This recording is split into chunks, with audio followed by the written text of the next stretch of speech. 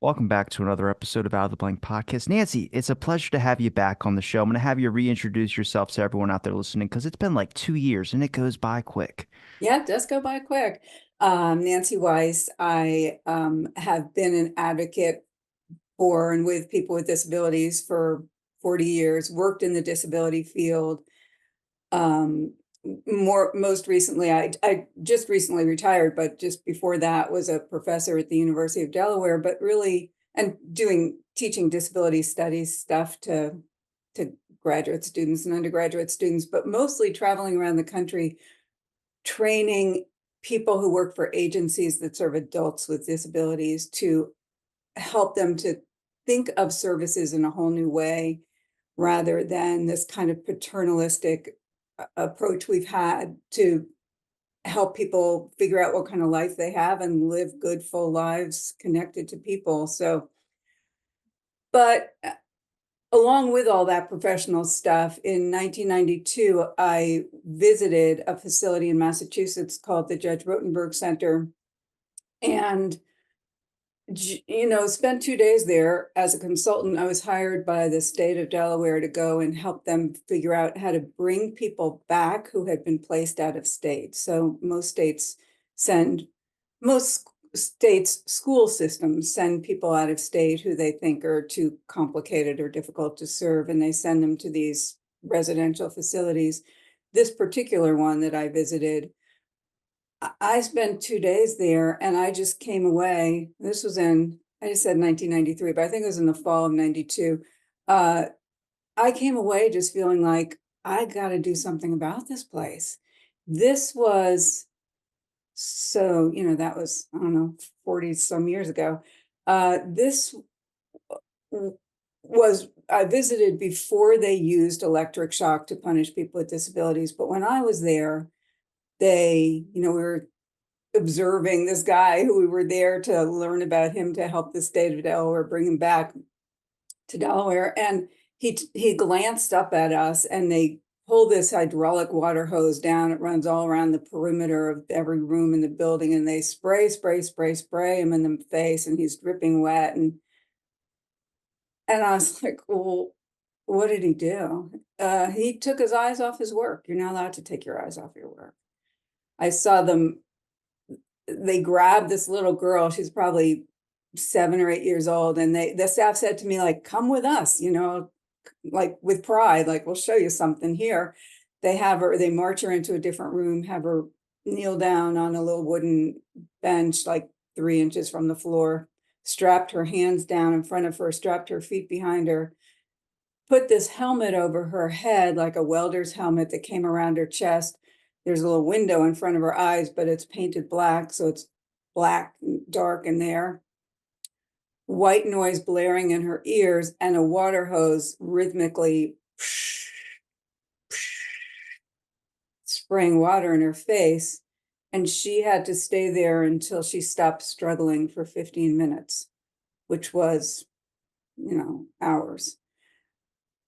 And I I'm a behaviorist. I was in the room when it happened. I said, what did she do? She made an unnecessary noise. Well, whatever this unnecessary noise was, I didn't even hear it. So as I was leaving there, this teenager, grabbed my arm and he said, Miss, can you help me? Or are you a lawyer? No, I'm not a lawyer. Can you get me a lawyer? You don't know what they do to people like us here. You got to get us out of here. Can you help me? And I just, like his voice still rings in my head. I felt like I never got his name, but his voice is with me till today. And so I've done everything I can think of since then to try to get people to know what's going on there. And when you tell most people what's going on there, the question everybody says is, well, how could that be legal? And that's my question too, is, Well, how is the center still open today is the issue. I think a lot of people don't realize that. What you just explained is an actual center for people listening that's called JRC. It's the Judge, I think I'm saying Rotenberg Center. That's still active today. There was a popular video. You said you went there in 92? Is that what you, in 93 was the video that got released where the kid was received a extensive amount of electrical shocks, if I'm not mistaken, and got severe burns on his skin. It's a popular video of this kid screaming that was played on national television. People can go watch that footage. It'll make you sick to your stomach.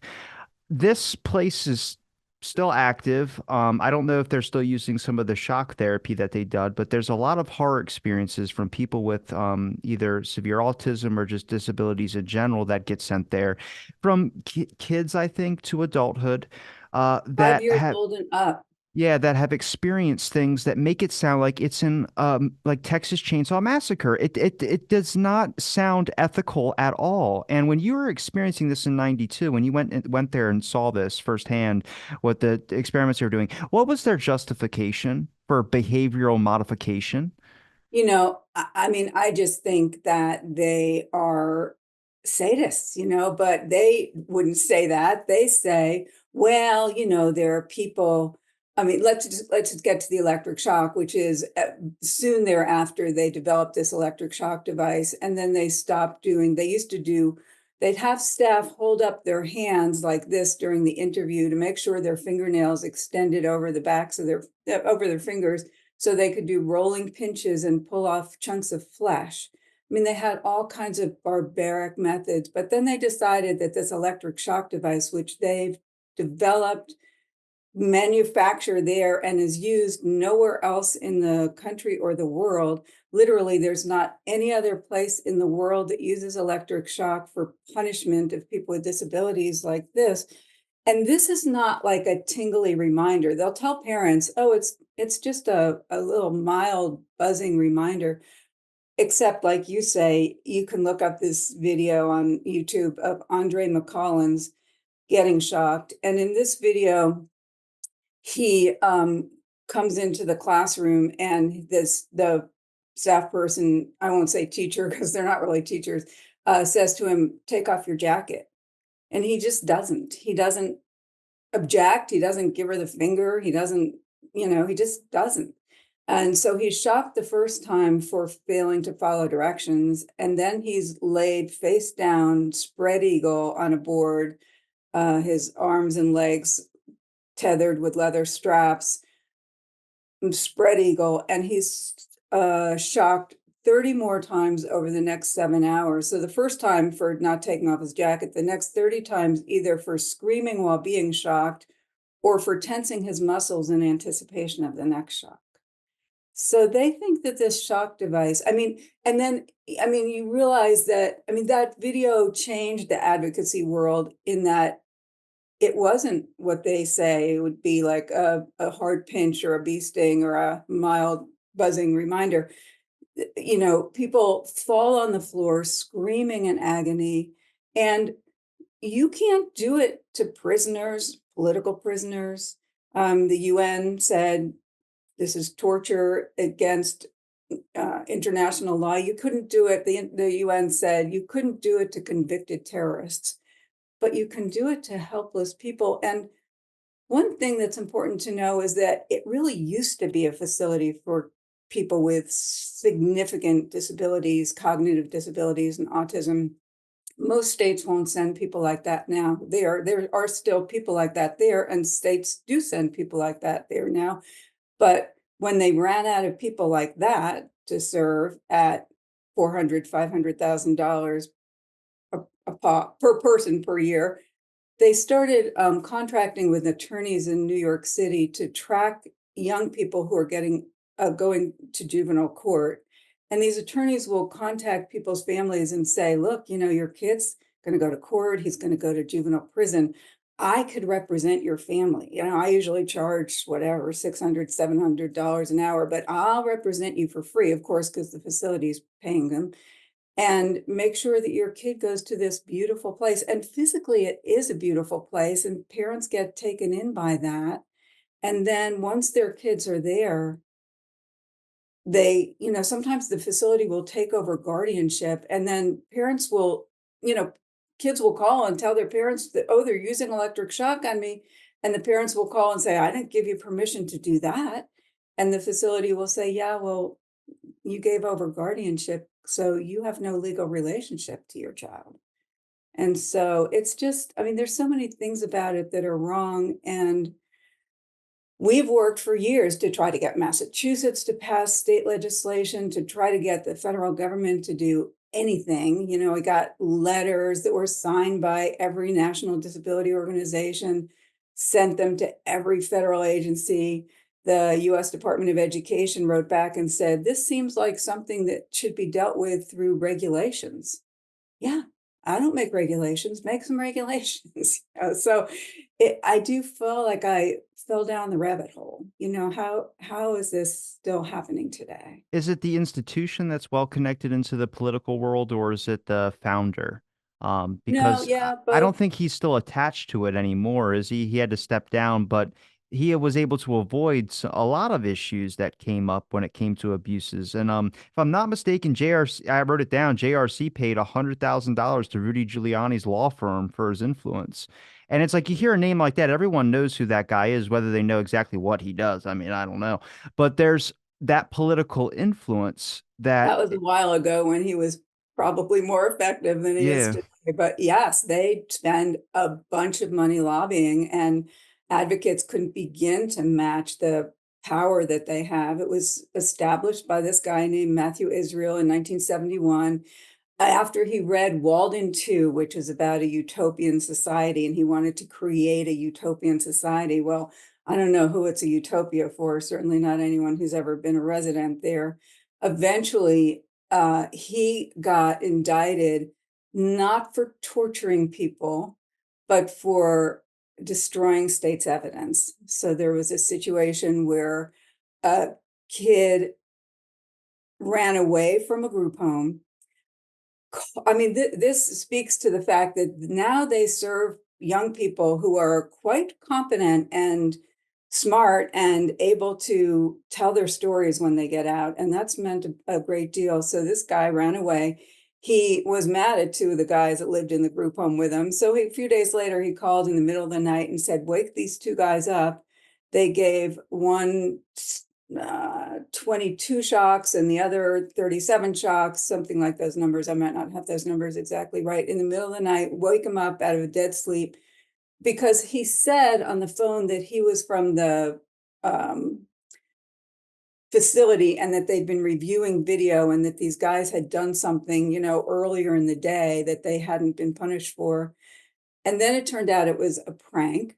And then there was video of them waking up the guys in the middle of the night and shocking them. And so then the state said to Matt Israel, don't destroy those tapes. Those are evidence. And he had a staff person destroy the tapes. So, but it didn't really, I thought his leaving, which was quite a while ago now, would take the wind out of their sails, but they're still extremely powerful. And partly, you know, because they charge three, four, $500,000 per person per year, and they have, you know, 130, 40, 60. I mean, we never know exactly how many people are there at any given moment because that's not public information, but they make a lot of money. Do you believe he's still connected? No, he went to California. His wife was in California. She ran a facility quite similar to this in California. He did get in trouble in California for, you know, practicing without a license and other things, but I haven't heard that he's still connected. But the woman who was his second in command is now the executive director, and she continues his philosophy of torture. Can I ask why there's such a disparating view on the parents when it comes to there's two different sides I've noticed. Parents that really want to shut it down, and then parents are like supporting it. I think JRC has their own YouTube channel I came across, and they were actually uploading videos of parents giving testimony where I'm like, I don't see a gun to the head, but I think they're analyzing it from in the terms that it's effective. But that's not what we want when we want to see help. We want to see people see actual caring and support, not being scared and shocked to not do certain actions they deem unsatisfactory or unsatisfying. They will say that, I mean, the facility will say that there's nothing else that can be done for these people. If it weren't for this, they would be drugged up, laying on the floor of some state hospital. It's just not true, because there are hundreds of people who not only are the kind of people, I mean, there are thousands of people who are the kind of people who could have been sent there, but there are hundreds of people who come out of there who are served humanely and effectively. We have learned so much about how to support people with behavioral issues, and I could spend a whole segment of your show talking about the right way and effective and humane ways to support people. But there are people in every state that have significant behavioral issues who are served well in their home communities. Once parents make a decision to send their kid to a place like this, I think they they need to convince themselves and the world at large that they did right by their kid, and they will go to ridiculous extent to say, this is what my child needs, until their kid is hurt or dies there. And 7 people have died at the. Since 1971 when it opened, right? Oh, yes, right. And a couple in California before. I mean, it moved twice to different states, but um and then those parents are, they're staunch advocates until they're not. And there are 2 guys from Delaware just recently who the parents fought tooth and nail, went to court to keep them at the Judge Rotenberg Center when the state wanted to bring them back, serve them in Delaware. The parents lost that lawsuit. I mean, basically the state said, you can keep them there, but we're not going to pay for it. And so they came back to Delaware. These 2 guys are living in an apartment. They're, going to restaurants, they're going to movies, they're playing basketball, they're involved in community stuff, they're just living a good life. And now their parents say, oh, well, yeah, we didn't realize that they could be served a different way. So it's hard, because you can't hardly argue a parent who says, well, you don't have a kid like my kid, you don't know what it's like. But I mean, they say it's better to give them a 2-second shock than to have them, hit their head till they detach their retinas or gouge out their eyes. But the fact is, that's not what people are shocked for, because people never get to that point. People are shocked for taking their eyes off their work, getting out of their seat, speaking Spanish if that's their native language, making more than 5 sounds in an hour, having a toileting accident. I mean, I could talk for 20 minutes and list things that people, that we have documentation that people are shocked for that have nothing to do with being dangerous.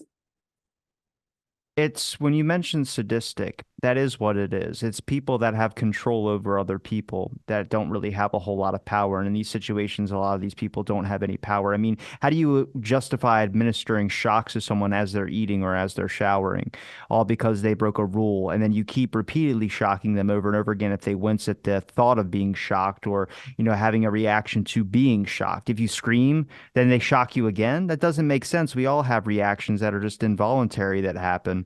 So it really brings up, I guess, a bigger question to the whole thing, which is when we talk about people that are advocating for the JRC's shutdown, is it just autism groups, or where have you seen the extent reach? Because I feel like this is still, as much as I know about it from our last discussion we had over 2 years ago, and I've kind of brought it up and used examples you've mentioned to me throughout different episodes, but it seems like a lot of people hear it and they just go, that can't be real, and then they walk away. And I'm like, well, are you going to look into it? They don't look into it. But there's sites like the at autism advocacy pages that I've seen that have really tried to highlight this thing, but the information is also little too. We have some videos and stuff, but overall, what goes on at JRC, if you're not going there, I don't know how much information gets out about it. I know.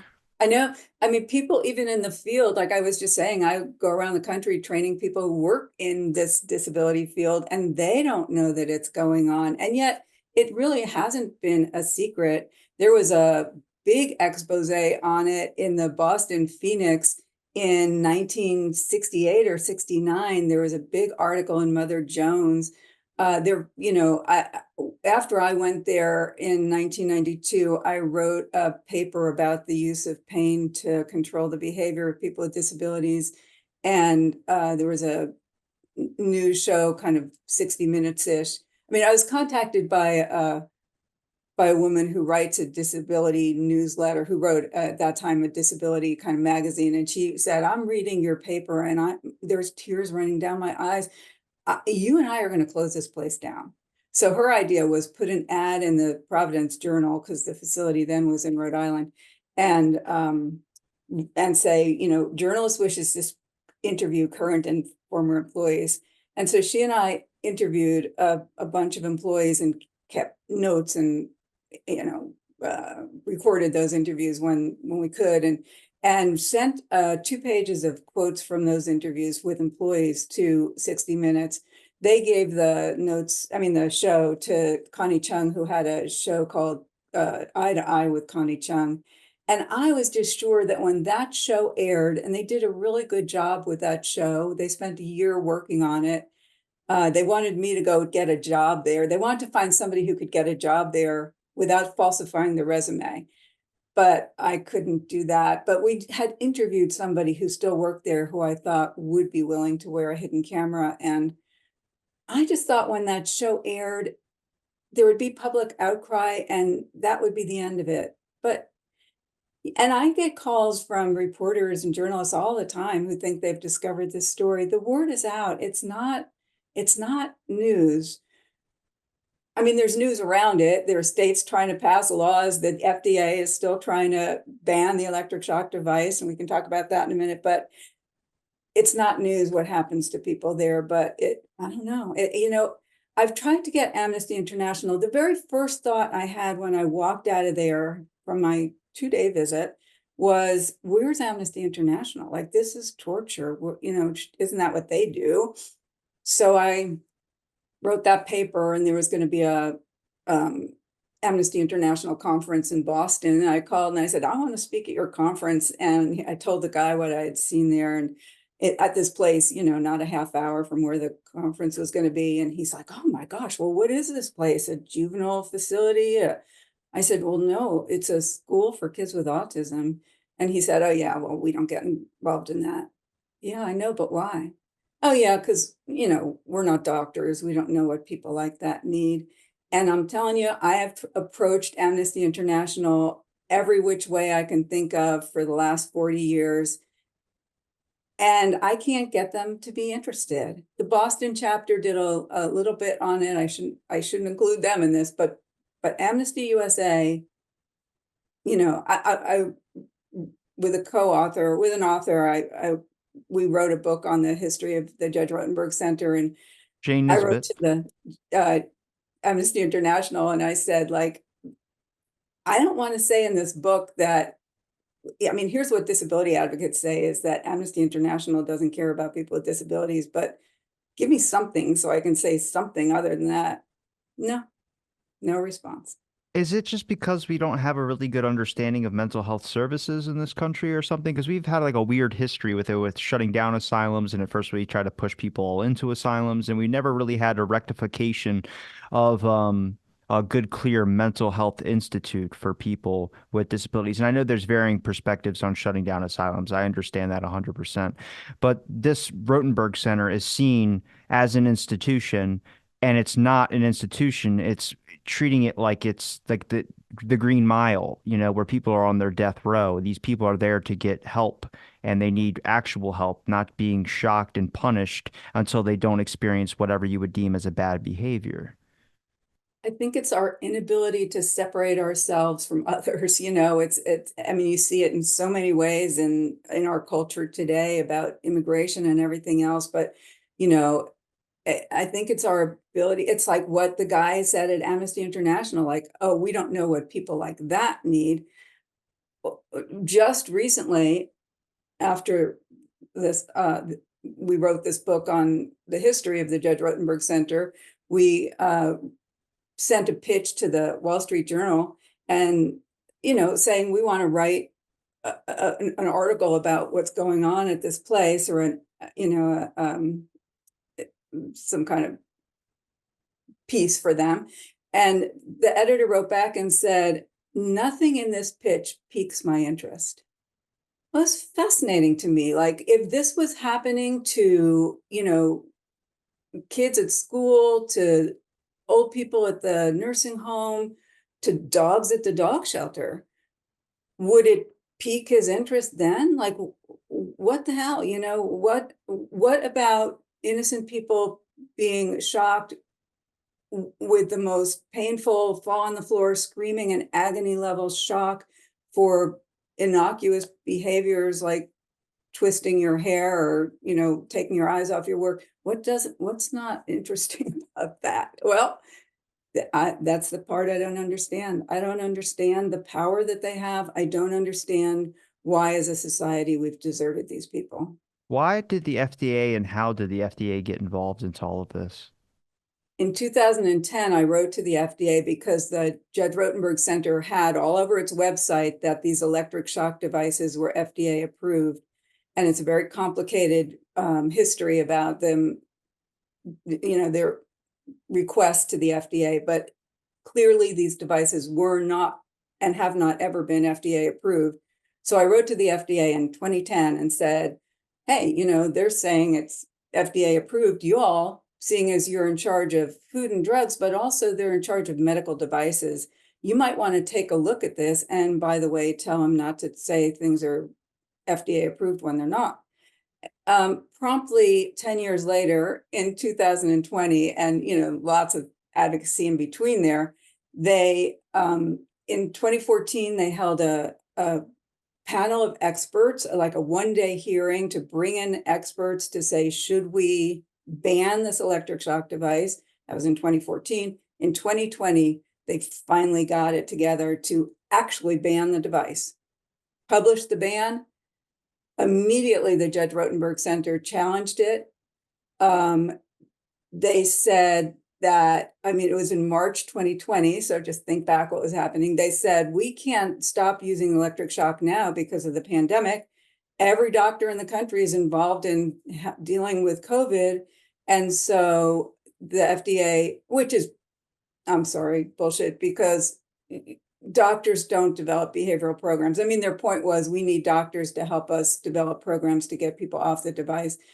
Even though it took them 10 years to ban the device, within 24 hours, the FDA said, okay, we'll put a hold on the ban until the COVID is no longer a national emergency, which, as you know, took years, and until you have a chance to challenge this in court.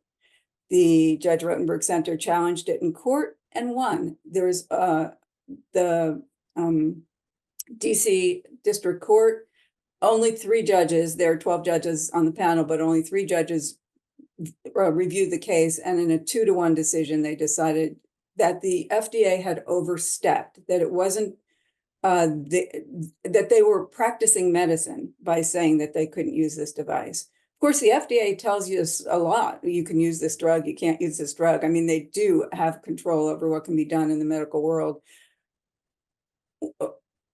Later, we got Congress to put out legislation that said the FDA does have the right to ban the device. The FDA recently just put out for public comment again, even though there was, 90 days of public comment already, the opportunity for people to comment on whether they thought the devices should be banned. Comments are due tomorrow, which I know this won't be out in time for people to comment, but I keep a list of everybody who's ever shown any interest in this issue, and so if anybody is interested in this issue, you can share my email, and I'll be in touch with people about what's happening, because there is always opportunity for advocacy. We are now hopeful that the FDA will finally enact the ban, but it's 2024 now, and so we started this process in 2010. Things don't move quickly. Has there been anything else that have come out about people being still abused at that facility since maybe like the latest one that I think besides the 93 incident, I'm sure there's incidents that came later, but was there anything relatively recently in the past 2 years, 3 years that have been? In the past year or so, I've interviewed 35 former residents. And in addition to the electric shock, people talk about, I asked everybody, first of all, I asked everybody how they got there. Of the 35 people, only 2 have ever even had a disability diagnosis. So the rest of them are just kids from the New York City boroughs who've had tough lives. And, one guy told me, I wasn't an angel in high school. I got my girlfriend pregnant. Another kid pushed her against the locker, my pregnant girlfriend. So I pushed him against the locker. We both got called down to the principal's office. He called the police, and I got sent to the Judge Rotenberg Center. I'm like, you're kidding me. Like, you know what that principal should have done? He should have said, you guys knock it off, go back to class.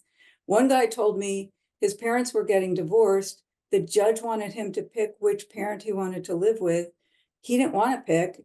And the judge said, I think you'd be better off on some neutral territory till your parents get this worked out. He got sent to the Judge Rotenberg Center. I asked everybody if they were sexually abused there.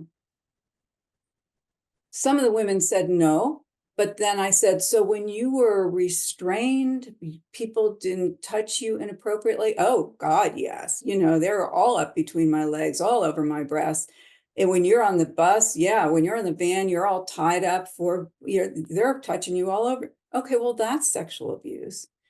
One guy said to me, look, I was 14 years old and the female staff were having sex with us. And I can't tell you that I objected, but now that I'm in my late 20s, looking back at it, I'm thinking, what were those adult women doing having sex with us? We were kids.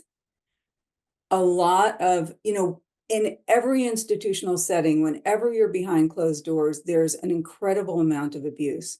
People get into this field mostly for the right reasons, but very often because they like to be powerful and control people. And once you say to staff, not only are you allowed to cause pain to people, you have to. If you get caught not implementing one of these responses, punishing people, then the staff person gets in trouble. So once you tell staff you're allowed to hurt people, sky's the limit. I mean, there's all kinds of, the quotes from these interviews, their themes. One of the themes is the staff know where they can take you where you're out of reach of cameras, this certain part of the stairwell or this certain corner of the bathroom. And once they take you there, you're going to be beat to crap. And just horrible, horrible abuses of power. And we saw one instructor walk away, and he did speak on television about some of the stuff that goes on there, but it didn't bring me any comfort because he said this was just a daily occurrence that would happen at these facilities, this abuse. And it's just like, I don't understand the type of people that would want to do that. Even if you leave the job or do something, I don't see a position that would ever have me forced to be able to make a decision where I would stay and administer shocks or just abuse people unless I was getting a kick out of it. Exactly. And they pay very well. And so people can't make the kind of money leaving that job and getting another job. So people are kind of stay with golden handcuffs, but they do convince staff that, well, it's not pleasant, but that's what people like this need. And, that guy that you were just talking about, Greg Miller, he was tortured. There's all kinds of literature about the effect of torture on the torturer. He he stayed because he felt that he was a good guy and he could at least mitigate some of the horrible things that were happening to people. But after he left, he just was tortured by what he had been involved in doing to people, and it's heartbreaking. Do you know the name Dr. Lloyd Price? No, He was the one that was in the interview when they were talking about shocks that were administered to a person that received, I believe, 35 shocks. to And Andre McCollins, yeah. there's an interview with it. You can watch it. It's pretty interesting because the guy asks him, "Do you think 35 shocks? Do you see any change? Do you see any positive benefits from administering 35 shocks?" No, there's no evidence we could find that 35 shocks work. What about 34? What about 33? And he keeps counting down until he gets to 25. And he goes, "Well, like I said, with 35, you're not going to see anything changing at 25 too." So he goes, "Then why would you keep administering shocks if it didn't work?" And they got the number down to like 8 or 9. And he was still saying there's no evidence to support that even I like to think lower than 5 shocks would do anything. And I'm like, so you went to 35. What's your explanation for doing 35? And to me, it was just interesting to watch. People who I've interviewed who have been subjected to the shock, they will say it works, you know. I mean, if you know that if you don't keep your feet, your legs at a 90-degree angle from your chair, if you hook your feet behind your chair legs or I've done that 3 times already. yeah, right.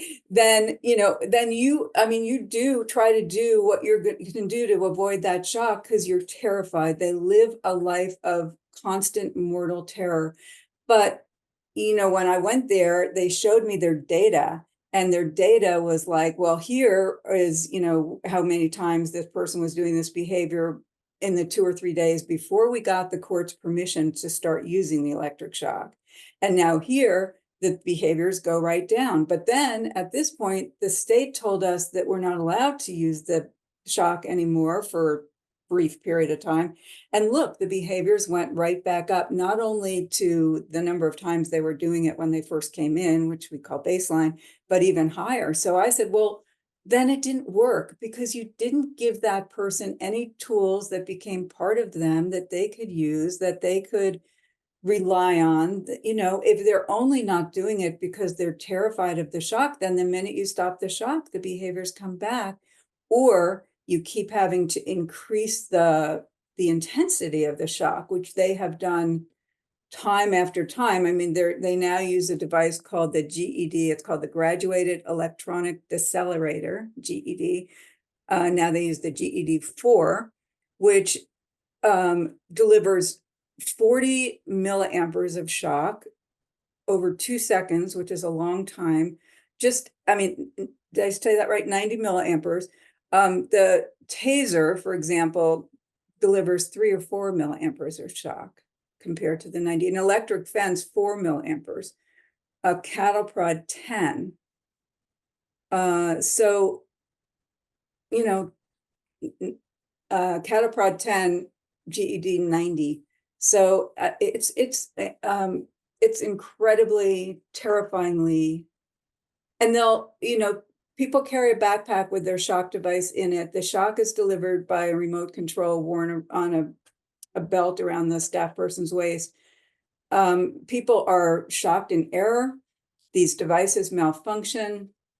People tell me all the time about how it started shocking them. You know, they wear it in a backpack. It has wires that go to various parts of their body, which might be their, you know, calves or their thighs or the bottoms of their feet or their palms. You know, or one guy said, you know, they're not supposed to put it on his spine, but they put it on his spine or their stomach. And people have permanent injuries and burns from these things. So they'll just, I mean, and like you say, they wear them 24 hours a day, these backpacks, and they live in constant terror that they're going to do something.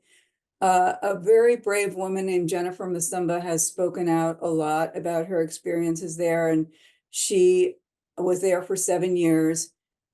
She is now out. She's a award-winning filmmaker. She wrote a book. She's a member of Mensa. She's an amazing musician. She's a delightful human being. She said that when she went there and started being shocked, she couldn't figure out what she was being shocked for. Remember, she's very bright, but she couldn't, they said, and she said, just give me a list so I know what I'm not allowed to do. And they just laughed and said, you'll figure it out. And it wasn't just one day, I believe. She talked about getting multiple shocks a day. Like it wasn't just one isolated incident a day, it was multiple throughout the Oh, day. yes, she's written some, I mean, that her name could probably be Googled as well. Although you'll find, you know, lots of her stuff about music and wonderful things she's done since, but her writings about her time there are just heartbreaking. And she wrote a book called Shouting at Leaves, which it tells about her time there, which is, you know, just very well written and very horrifying. Has anybody had a worse experience when they returned home when it just came to adjusting back to a normal lifestyle? It seemed like they had PTSD or some type of trauma from Yeah, whatever they I mean, experienced at Judge everybody Rotenberg. has PTSD. Everybody says, you know, I mean, the theme of the people I've interviewed was like, I wasn't a violent person when I went there, but if you weren't aggressive, your life was in danger. You had to defend yourself. I talked to one guy who went to prison after he was there. He said he'd go to prison for 10 years for any one day at JRC. So people do have a hard time adjusting. And it, I mean, most people will say it ruined their lives. I talk to people who say, I'm married, I have 3 kids. I've never even told my husband about this place. I can't even talk about it. So it's life ruining for a lifetime. It doesn't go away when you leave there. Why do you think there is that bit of shame that comes with it when it comes to people that experience it? I mean, they don't obviously convince themselves that they're the ones that are the problem. It's that institution that's the problem. But I think when you're experiencing it and you're being punished for something, you usually think it's because you did something bad, but sometimes it could just be an abuser. I think they feel that if they told somebody what they were subjected to, that people would think somewhere in the back of their minds, well, you must have done something to deserve it, right? Like, we don't just do that to people.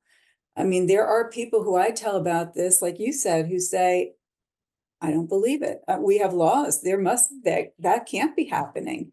That you must be talking about, some prisoner of war camp or something that happened in the 1930s and the Holocaust. You know, it's so mind-boggling that people either don't care or can't take it in. When it comes to the people that you've interviewed, have any of them led on to successful things like Jennifer that you mentioned, besides her documentary film work and other things that she's created? But has anybody been able to try and make their life into a positive afterwards? Because I don't see how it can get, you can even recover from that. The stories I've heard, I mean, it makes you cry watching a lot of these people's interviews. Yeah. For sure. I mean, there are people who, there's a woman who's a nurse's aide. There's a woman who works in a group home for people with disabilities. Um, but a lot of people, and so there are people who've left there and made lives for themselves. But there is still this big dark secret. There's a documentary on Netflix now called The Program that, I mean, there's so many similarities, but this is a woman who left a program for uh, teens that, in troubled teens, maybe is the way the program would have called it. But she got in trouble because she had a Mike's Hard Lemonade in her bag or in her locker at school, and there was a zero tolerance policy, and she got sent to this program for troubled teens. And the same thing with people who are in this documentary, which is really should be required watching. It's an incredible documentary, not about the Judge Rotenberg Center, but also about how people are treated in horrible ways. And there's no oversight and there's no control and there's no state agency looking in and saying, well, you can't do that to people. And her crime was being a teenager and having a Mike's Hard Lemonade. So, uh, and yet she did feel that kind of shame about having been in a program like that, because it's hard to explain to people that there, no one deserves to be there. People will say to me now, wait, there are people there who don't have disabilities. Well, that's horrible. Right. And it's also horrible that there are people there who do have Yeah. disabilities. It's horrible that we do that to any human. What's like, I mean, how surprising was it for you that it took this long? It's still going on with the court systems. I mean, the neglect from that. I mean, I would feel like that anyone that's really an advocate for human rights would just be trying their best to look into this, especially in our court systems. I'm not like our court systems that I get it, things take a while. I understand that. But it's been open since 1971 and we're still it's 2024 and there hasn't been anything done to look into the sexual abuse and anything else when it comes to just human rights violations. No, no. It's very hard to get mainstream human rights groups to care. I mean, I've tried to pursue things with Human Rights Watch and Physicians for Human Rights, and I mean, every disability organization in the country, every national organization has a policy statement, a position statement against the use of what we call aversives, painful procedures to control behaviors. Um, but I don't, it just still continues because this place is very powerful, because they make a lot of money. And because there are some parents who say, well, look, my kid used to be difficult. Now he's a model citizen because he's scared to death. Um, so it continues. The state of Massachusetts is trying to pass a law right now that would prohibit the use of any painful procedure. Is that the MA Bill H225? Yeah. Okay. And the state of New York is trying to pass a bill that would prohibit anybody from New York City to be sent there. Now, it wouldn't bring people back who are already there from New York.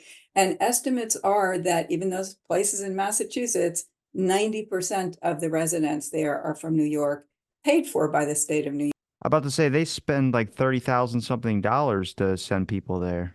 Millions of dollars. Yeah. I mean, New York State spends millions of dollars a year to send people there. And all taxpayer money. I mean, the Judge Rotenberg Center, even though they make millions of dollars and they have giant coffers, you can look up their 990, their nonprofit agencies don't pay tax, but they submit a tax form to the IRS. I mean, and so you can see there what they spend and what they make. And um, staff there, administrators make $300,000-$400,000 a year and more on the backs of people who are tortured. And so New York, New York State is trying to pass a law that would prohibit anybody. So it cut off the pipeline at least. But neither, I mean, Massachusetts has tried to pass laws for 30 years unsuccessfully.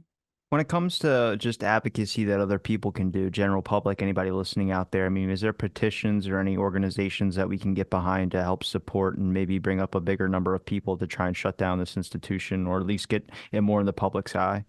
We have had petitions over the years. We delivered 23,000 petitions to the FDA when we were trying to get their attention.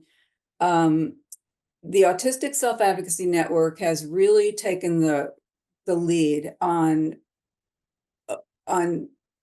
helping people figure out how they can advocate against the Judge Rotenberg Center and practices like that at other places. So this is an association of autistic people themselves who don't say, like you might expect, oh, well, but, we're this kind of person with autism, whereas they're that kind of person with autism. Um, Also an organization called ADAPT, started out as an organization of people with physical disabilities, but they too, I mean, they did a demonstration in Washington, D.C. in front of the FDA and then in front of the home of the guy who was the director of the FDA at that time, camped out for, a week or 10 days. They also handcuffed the doors, if I'm not mistaken. Yeah.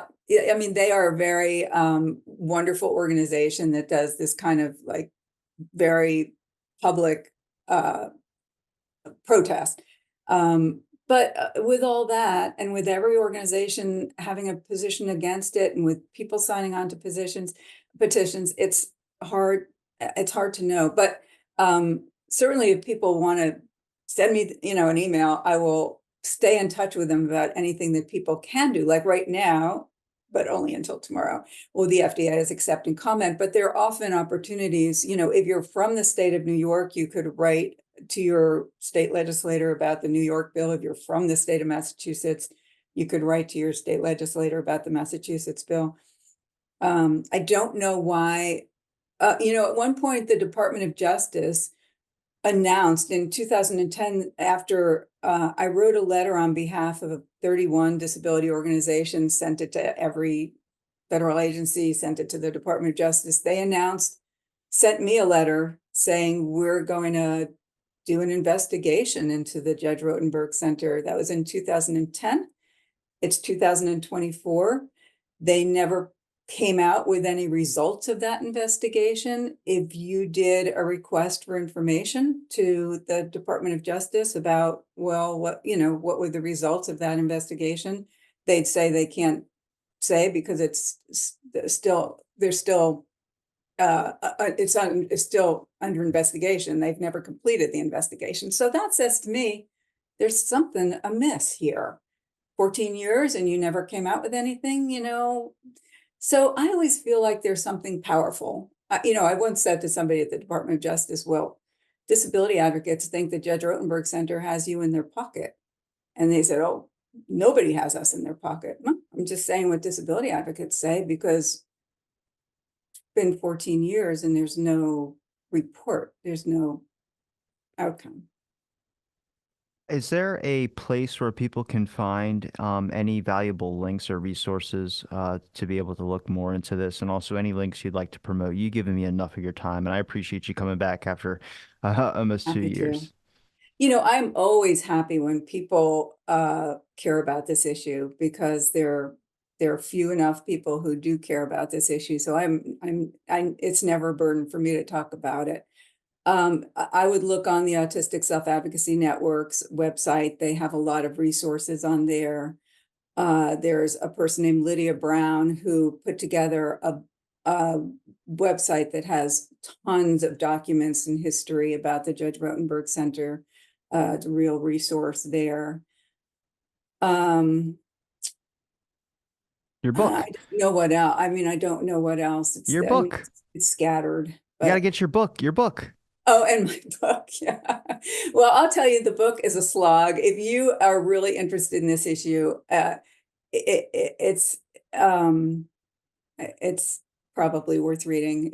I mean, it's a good history. I mean, it's good, a kind of explanation of how something like this, as you said, could be going on since 1971 and still be going on. And all the machinations and all the rules and regs and laws that were tried to be passed and what happened along the way. So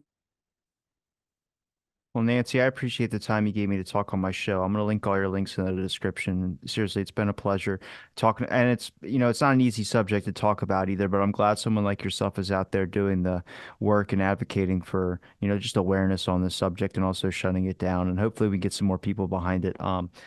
Appreciate the time, Nancy, and thanks everybody for listening to this episode. Thanks everybody for listening to this episode of Out of the Blank. Stay tuned for our next episode.